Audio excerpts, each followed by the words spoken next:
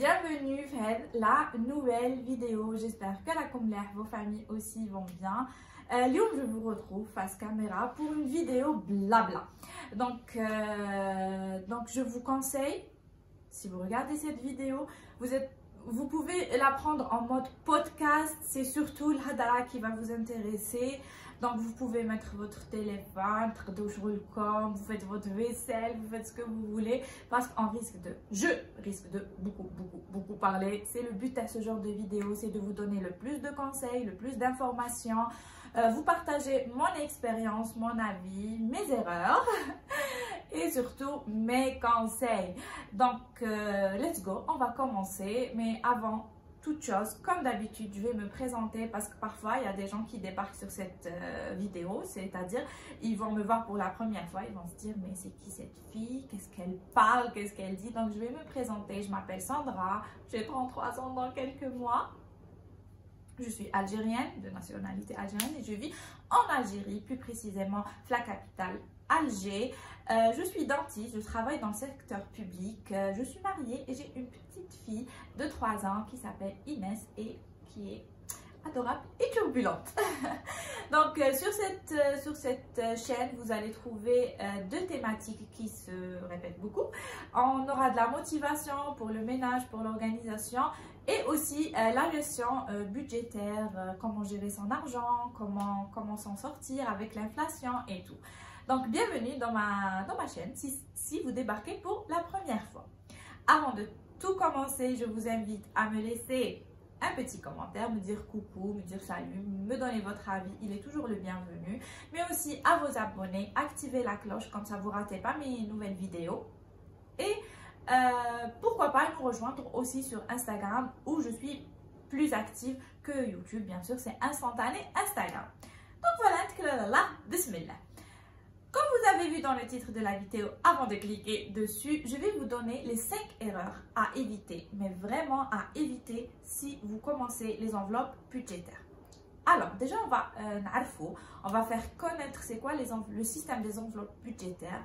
Ensuite, on peut appeler ça aussi le système au budget zéro, à la base zéro. On va prendre notre salaire ou notre revenu, ou ce qu'on va avoir chaque mois comme entrée d'argent et on va la dispatcher sur des catégories. On a des dépenses fixes qui vont revenir chaque mois, c'est généralement les mêmes montants. On a des dépenses variables, c'est des dépenses aussi qui vont revenir chaque mois, mais leur montant va varier selon des critères. Et on a les épargnes. Même pour les épargnes, on a les épargnes à long terme et à court terme. Les épargnes à court terme, c'est les enveloppes qu'on va remplir, mais on sait qu'on va les dépenser à un moment précis. Par exemple, je vous donne à titre d'exemple, pour la réparation de la voiture, pour les anniversaires. En fait, on va épargner, on va les mettre de côté, mais on sait que ça va ressortir aussitôt, peut-être le mois prochain, peut-être dans 2 mois, dans 3 mois. Et il y a l'épargne proprement dite, c'est-à-dire on va prendre une somme d'argent, la laisser à la banque ou la laisser sur notre compte courant ou sur l'enveloppe dédiée épargne. Donc, tout d'abord, j'ai commencé le système des enveloppes en septembre 2021. Les premiers mois, je tâtonnais, mais j'ai commencé à partager vraiment avec vous vers décembre 2021 où j'ai fait ma première vidéo, je vous la laisse juste ici. Moi, j'ai toujours, depuis que j'ai commencé à travailler et à gagner de l'argent, j'ai géré mon argent, j'ai eu un budget, j'ai fait des budgets. En fait, sauf que la méthode était différente. Elle a évolué avec le temps et c'est en 2021 que j'ai découvert cette méthode magnifique et révolutionnaire, ce système des enveloppes. Comme je vous ai dit, je tâtonnais et enfin, après des mois, j'ai pu vraiment avoir une routine, une organisation où c'est devenu, vous voyez le genre, c'est devenu machinal. Je réfléchis même pas, je sais exactement les sommes que je vais mettre dans chaque enveloppe et tout. Ça prend du temps. C'est pour ça, moi, je vous demande d'être indulgent envers vous-même. Si vous ne réussissez pas les premiers mois, les premières semaines, c'est pas grave, continuez. Moi, je dirais l'erreur numéro 1 qu'il ne faut pas commettre, c'est vraiment se fixer un budget trop serré. C'est-à-dire, on va pas être réaliste sur notre budget. On a tellement envie, dès que la motivation, on a envie d'économiser de l'argent, là, on a besoin d'économiser de l'argent, qu'on va trop serrer la ceinture, qu'on va faire des sommes qui ne sont pas réelles, qui ne peuvent pas aller avec un quotidien normal. Je vais vous donner un exemple. À l'inflation, tout a augmenté et tout. Par exemple, l'enveloppe ou le budget que vous allez mettre pour les courses, vous ne pouvez pas mettre 10 000 dinars, 8 000 dinars, c'est impossible. Surtout si vous êtes une famille. Ce n'est pas réaliste, ce n'est pas réel.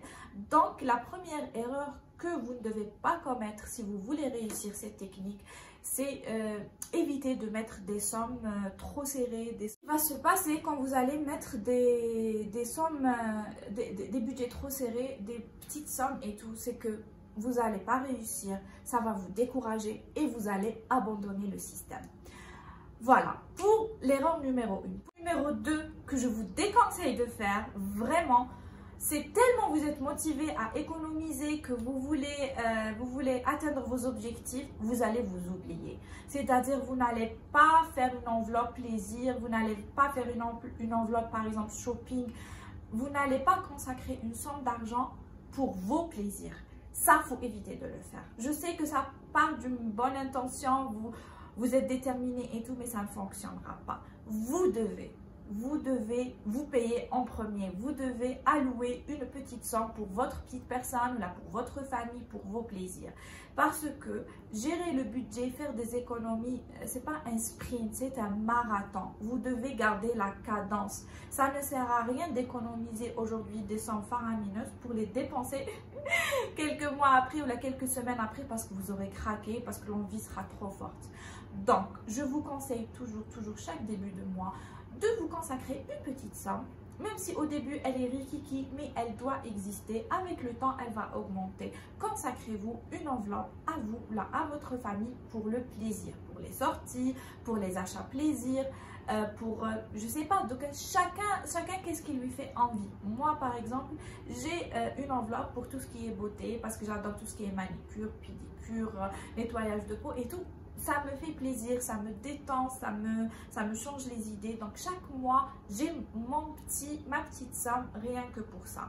Pour vous, ça peut être des sorties en famille, des restos, ça peut être du shopping, ça peut être, je sais pas, un hobby.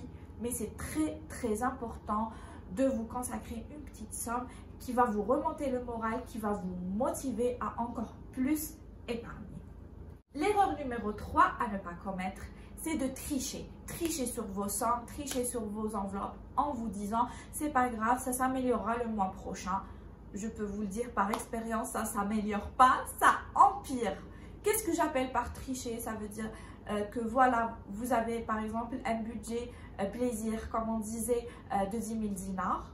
Et puis vous le dépensez en une sortie, ou là vous le dépensez en une fois. Après, qu'est-ce que vous allez vous dire? Ah, j'ai envie de ressortir, j'ai envie de refaire certains trucs. Attends, j'ai 20 000 dinars dans l'enveloppe voiture, je vais les prendre, ou là je vais prendre la moitié et le mois prochain, je vais combler le trou.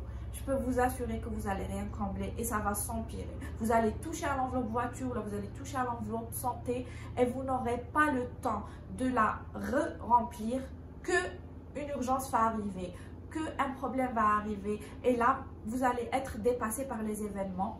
Et vous serez frustré et vous voudrez abandonner la technique. Donc ne trichez pas. Si c'est de toutes petites sommes, à la rigueur, la seule exception qu'on peut faire quand il s'agit des courses ou bien des achats pour la maison urgents, on peut faire une exception. Donc on peut faire des petites exceptions quand il s'agit des courses et tout. On peut prendre 1000 dinars par-ci, 2000 dinars par-là. On pourra toujours gérer par la suite. Mais si on déséquilibre notre organisation, ça ne s'arrangera pas par la suite, ça va empirer. La quatrième erreur à éviter de faire, c'est de négliger vos enveloppes épargne à court terme.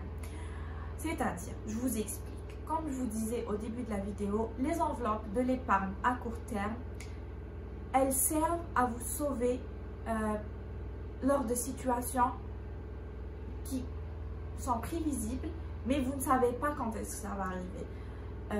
Une voiture qui tombe en panne, des soins dentaires, des soins médicaux à l'improviste. Par exemple, à Ramadan, on sait tous qu'on dépense énormément parce que notre façon de consommer change, on a toujours envie de dépenser plus, d'acheter plus. Donc, ces événements-là, durant l'année, on sait qu'on va dépenser de l'argent. Donc, qu'est-ce qu'on va faire? On va prévoir les dépenses, on va anticiper.